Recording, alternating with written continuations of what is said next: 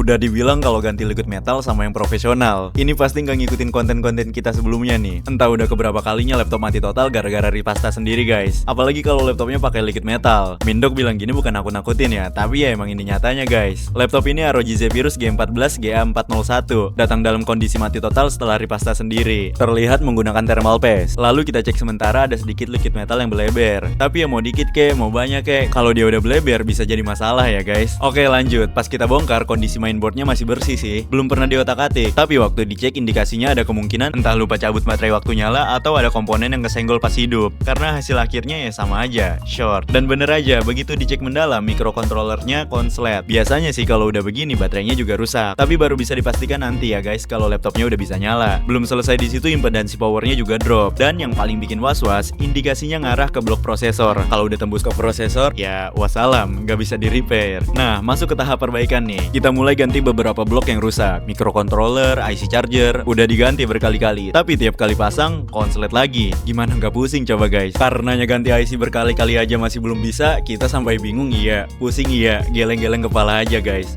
Kalau kayak gini mungkinnya ada hal lain yang menjadi masalah nih. Akhirnya kita telusuri ulang dan nemu biang keroknya di area VGA. Tepatnya di bagian VRAM dan GPU yang konslet. Begitu MOSFET VGA diganti, hilang konsletnya guys. Wah, aman nih, pikir kita. Oke, naik ya, tinggi. Berarti emang ini VRAM-nya juga rusak.